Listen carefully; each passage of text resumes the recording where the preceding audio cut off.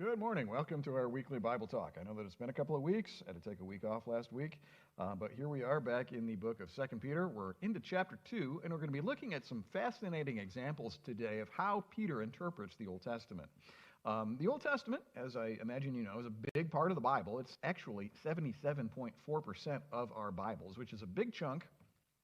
But I also know that a lot of people kind of avoid the Old Testament. They view it as weird, kind of dusty, kind of, it's camels and sand and Egypt and, kind of like this weird, obscure, otherworldly book. The New Testament with Jesus and the apostles, we kind of feel at home there. The Old Testament feels like almost like Lord of the Rings, like it's coming from a different world or something like that.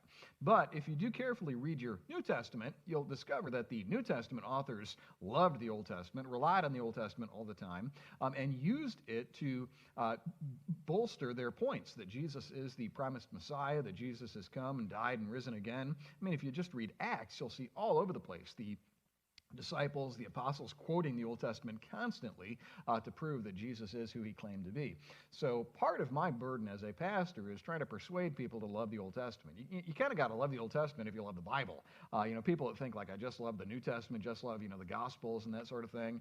That's not actually entirely healthy because again, the New Testament is built on the Old Testament, and New Testament Christians love the Old Testament. So again, I've tried to make that an emphasis in my ministry. That's why if you come here regularly, we try to get around in the Bible, teaching different parts of the Bible, different books in the Bible. I've taught through Genesis. I've taught through a lot of Exodus, more than once actually.